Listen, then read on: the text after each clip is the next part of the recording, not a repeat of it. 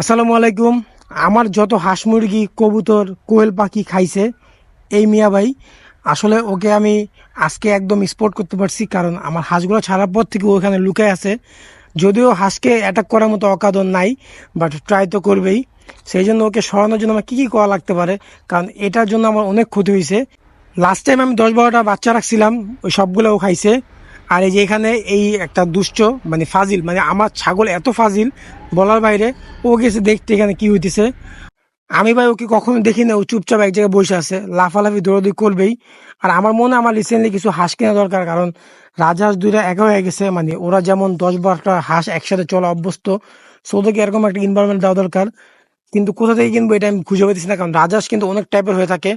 কিছু আছে যে মানে খালি মাংসের জন্য খালি বড়ই হবে, বাট ডিম বাচ্চা কিছু করবে না। আর যদি এমন ঝুটিয়ালা পান, কারো কাছে থাকে এমন ঝুটিয়ালা হাঁস, আমাকে প্লিজ একটু জানান, আমি নিবো আপনার থেকে।